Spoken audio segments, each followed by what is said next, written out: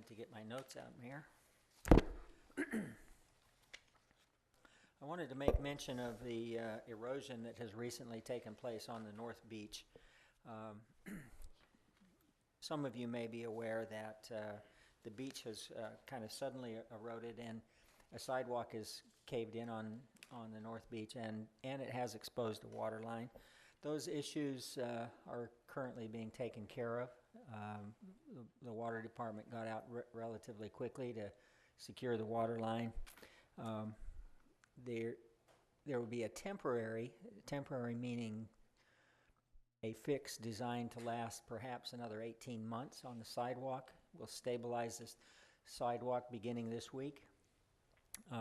And we've been working for a year, since May of 2013, to obtain approval through the General Land Office to renourish the beach. I think that approval is pretty close.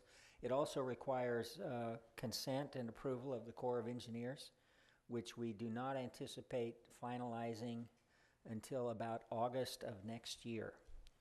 So the beach renourishment will begin at that time. So the temporary fixes to the erosion will take place beginning this week, intended to last until August of next year.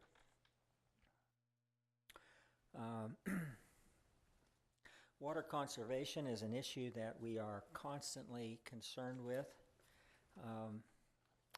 40% of our water supplies come from Lake Texana. Lake Texana is 100% full.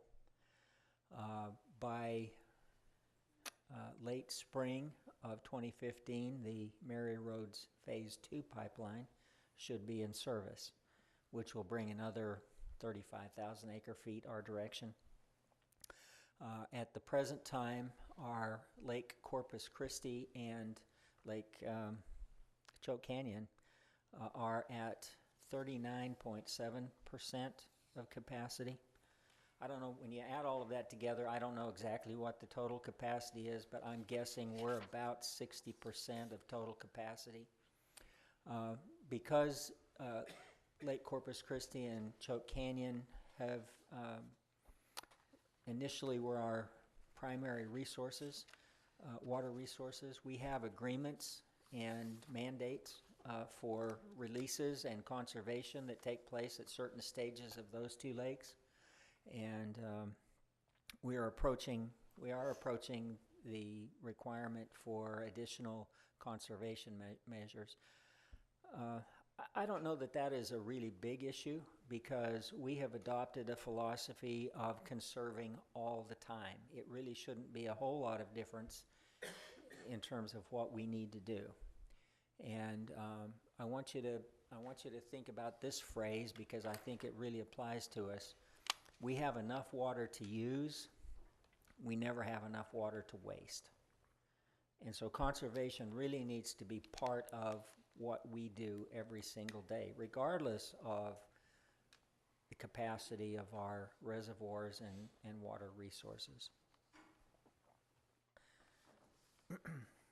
There was an issue brought up during citizen comments last week about a vehicle inspection being overdue.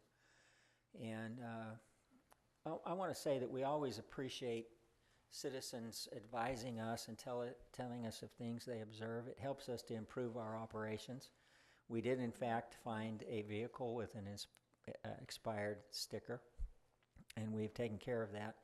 We also took occasion to go back and look at all of the 1,345 pieces of rolling stock that require inspections, and we found 4 additional ones that are expired. Those 4 vehicles happen to be out of town on city business. As soon as they come back, we'll take care of those 4 as well. I also wanted to mention our 4th of July activities. The Convention and Visitors Bureau has reported record attendance for the first time ever in the history that we know of. The Expedia online booking system reported that the hotel rooms for Corpus Christi were completely sold out over this weekend. There was not a single vacancy anywhere in the city. The C District has reported record-setting attendance during the past holiday, and we do expect the official numbers to come out by the end of this week. I believe that's all I had to report today. That's a lot of helpful information. I appreciate all those good updates. I also want to say, have an opportunity for my Chief of Staff, Christina Leal, and her team of that 4th of July committee, and the partnerships expanded exponentially this time between the C District, between the Convention and Visitors Bureau, City Hall, and there's one more, yeah, the Downtown Management District. Thank you, Ms. McIntyre. And also, all of the media was just in print and radio and television, everyone, even the blog sites. I mean, so thank everyone for helping us expand our revenue base. But also, there were so many people were here that had never been here to Corpus Christi, and just so many said they can hardly wait to come back.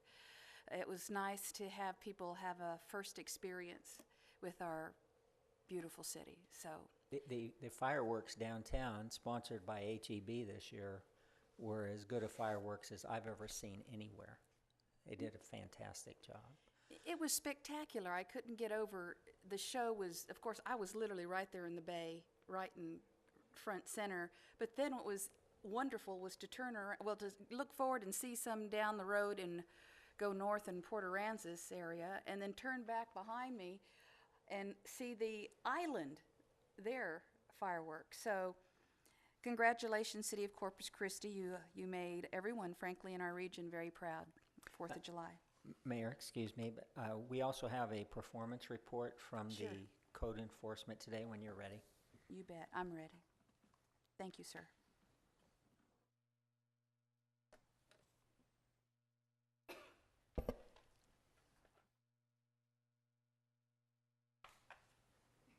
Getting off that easy. Well, good morning, Mayor, council members. Good morning. Captain David Blackman, Police Department and Director of Code Enforcement.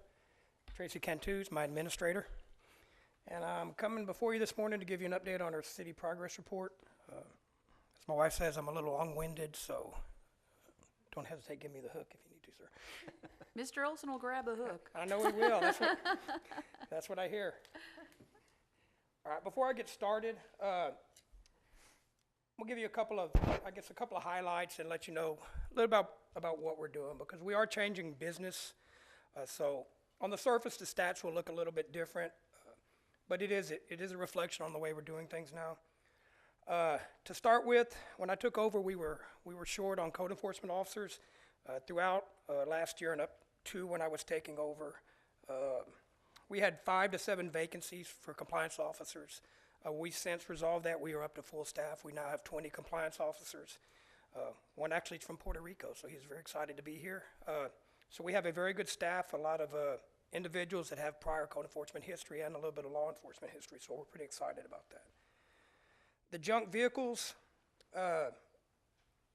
report that we had 323 fewer cases than we did last year at this time.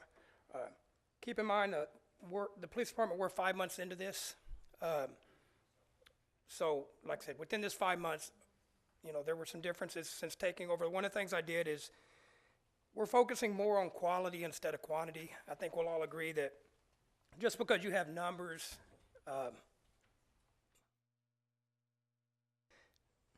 that's okay.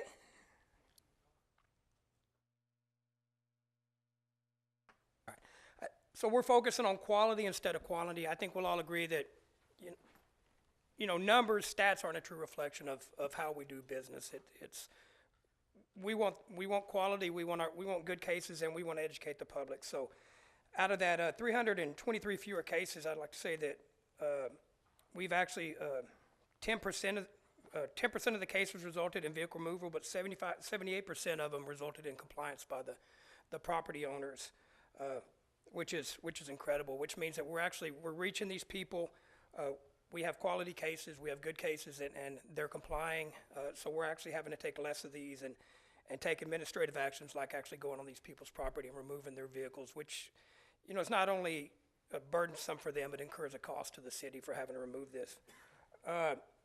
Substandard buildings, up to date this year, there's 50. Last year there was 100, so there was a 50% difference. Part of that was the vacancies.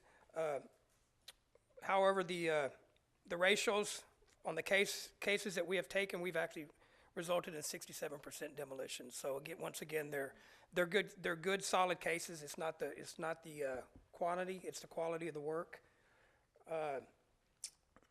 So our new mission statement: strengthen neighborhoods, preventing the deterioration of housing and commercial property through the enforcement and abatement of code violations.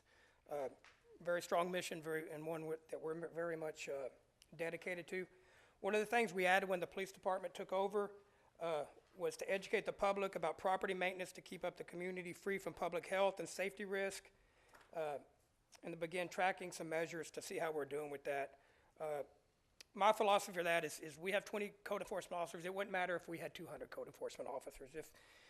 If we're tasked with keeping the city clean, we're going to fail. I mean, it falls under the social disorganization theory, where if the community doesn't take responsibility of their community, it's going to fall into anarchy and it's going to deteriorate. We can't be responsible for cleaning up the city. The community members, the companies, businesses, they all have to have an active hand in this. You know, we're but a tool in a tool shed, if you will. If the community's not going to use us and pick up the tool, then we're not any good. So that's the part of the education aspect of this. You know, with that being said, you know, we've launched social media sites, and since launching this, Tracy, how long we had this? Probably since March. We've got 188 followers. We've managed in that short time to attend several code enforcement sponsored events.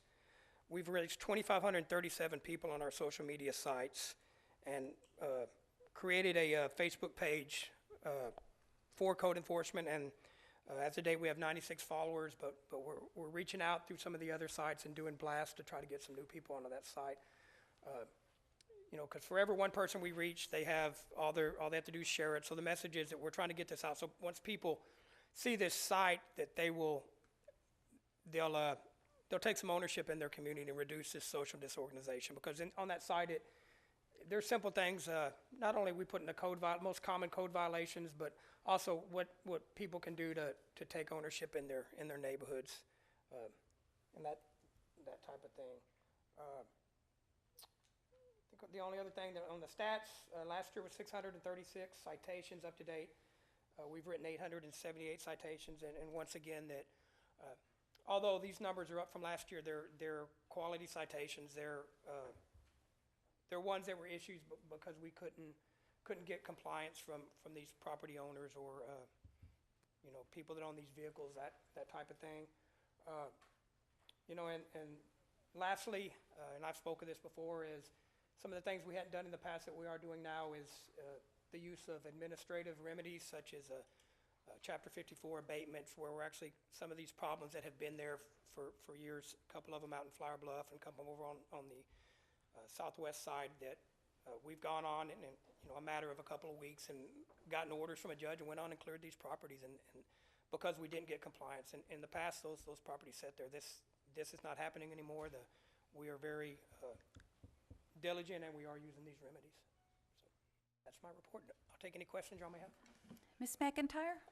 Thank you. I liked you on Facebook, and it's really great seeing the pictures of some of the work that you guys are doing. So I really encourage others to get on there. I think it's great having that out there so people can see what is being done, and especially with some of the abatements that you're doing.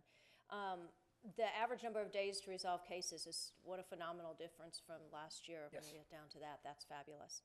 I'm curious about the number of calls for service that are brought into voluntary compliance, because you talked about the cars and the percentage that were good and stuff like that were brought into compliance voluntarily, and 78% or something you said.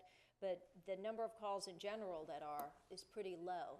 are those a specific type of call? Is it more the mowing? Is it more, I mean, is there, what type of call are we seeing the biggest problem with having to go to a judicial compliance? Most of them, and Tracy, feel free to jump in if you, a lot of them, a lot of them are the mowing one, the absentee landlords, that type of thing, where they, as silly as it sounds, some of these property owners that have properties throughout the city, they want us to call them when it's time for them to mow their grass. They don't want to be issued citations or us go abate these properties. So some of these are taking longer, and they're not being brought into voluntary compliance. Because when we issue these notices to these individuals, these absentee landlords, the notice is actually good for a year. So we'll go back and keep mowing these, and the city incurs a cost for maintaining these. But these are the ones that these property owners, they said, hey, just call me when you need me to mow. And I'm like, well, you're not being a responsible owner. We're not doing that. So, Right. So those are some of the ones, most of the ones that are taking the longest to get in compliance. And have we increased the cost of the mowing to cover some of our additional costs with it instead of just the mowing? Because I think it was David mentioned that for some landlords, it's cheaper to have us mow it and throw it on a bill than it is for them to hire a landscaper. He's exactly right. I'd actually said the same thing when I took over. And we are going to, and that's our next thing to do, along with our SOPs, is increase the cost. And it's not just the cost of the mowing that we're going to. It's the administrative stuff that we have to do to do this. I mean, Exactly. It's not free for us to do all this paperwork, send out notices. Austin, actually, I think their bill to go mow a property is like $400. Right. So, and It should we are be. going to raise it. It's going to be a yes. citation with it and the administrative fee and everything that goes along Right. with that. It needs to be retributive. It doesn't need to be, hey, it's cheaper for y'all to do it than it is for me to do it. So yes, we are raising. You're working on that. Great, thank you. But it's wonderful to see some of those numbers change, and I appreciate the work you guys are doing out there. Thank you. Mr. Garza?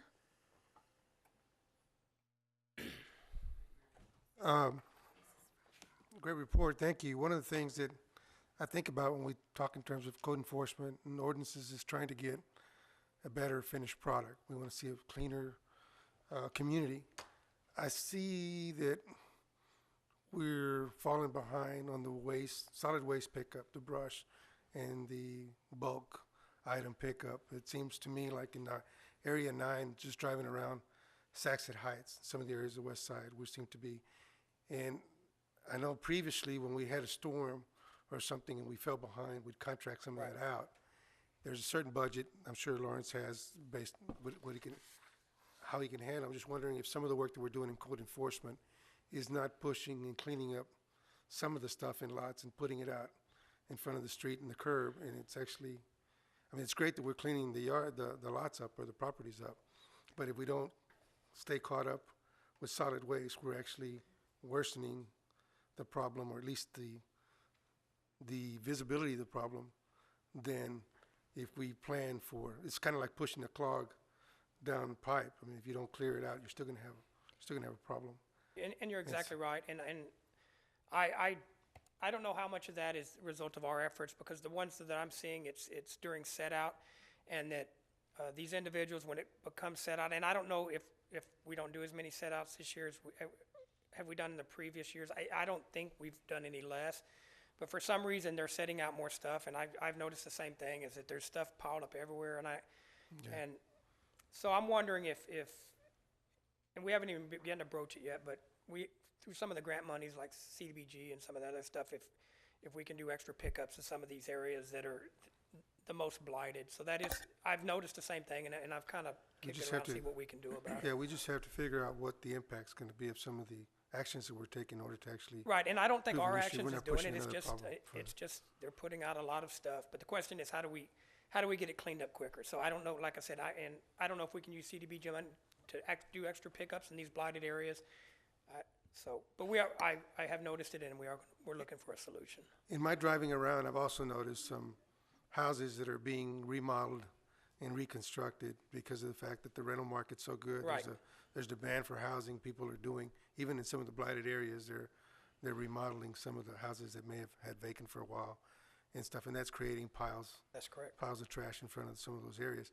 So I can just see some of the citizens that may get a citation or might be hounded by a letter to say, hey, need to clean this up, and then they drive down the street and they see 10 piles of rubbish and trash that hadn't been picked up by the city, and they're asked to comply with our ordinances. And I'm just wondering if when we take certain actions, we can't look down the road and see what the impact's going to be so that we can take Right. advanced steps to alleviate or fix some of those issues before they arise.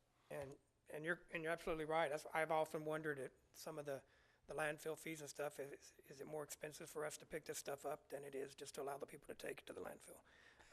But you're right, there's many questions. Every effect has a counter effect, so we definitely have to look at that. I'm not seeing that our actions are a trend, but I would definitely get with Lawrence to make sure. Let me comment to that too, though. I've noticed the same thing on multiple occasions. A couple of weeks ago, I asked my staff to give me alternatives to our current program for improvement, alternatives for improvement.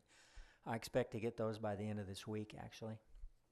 And depending on what alternatives we have, I intend to have a discussion with the City Council about recommended policy amendments that we can look at to improve how that service is being provided and improve the appearance of our community in the process. So I think your comments are very timely, and we're already underway with a proposed solution that we'll bring to you. Mr. Loeb? I think all the comments were great. One comment I would add is I think we also have a responsibility to lead by example as a city with the care of our own properties. So if it hasn't happened, I think something that might help our new facilities manager that the city manager hired is have a code enforcement officer go and inspect every city property and put a list of things that we would hold other people accountable for that we need to hold ourselves accountable for. And I agree with that, and I know that there was, I think, some talk about having parks maintain our properties and stuff, so they're definitely, and I'm all for that, is if, we can assign somebody to look at these, and if we can have parks or somebody at that time create some dialogue to keep this stuff up to speed, that's definitely a positive. Mrs. McIntyre? I just had a question about the landfill costs, because I thought that most of the stuff, if you bring it and it's covered, is disposed of free of charge if you bring it to the landfill. Is that not correct? And I think having residents be aware of that if you just bring it out, you don't have to have it in your yard for 2 weeks while you're waiting. As long as you cover the load, it's free. If you don't have it covered, is the only time there's a charge. So. Mr. Scott?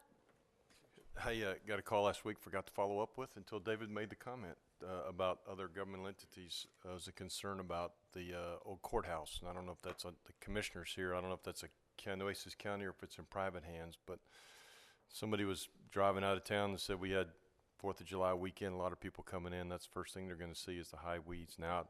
And I did drive by, whatever that was that day, and they were high, but they may have been mowed between now and then. So, but if somebody can just drive by and look. Yeah, we'll take a look at it. Yes, sir. Okay. Do you have anything else to say? Okay. Mr. Captain Blackman? Yes, ma'am. That's a good report. Appreciate it. Thank you. You got a keeper with Tracy Ken too, I'll tell you that. I'm telling you. Thank you all. Thank you. Thank you very much. Mr. Olson, do you have anything else? No, I do not. Thank you. Thank you.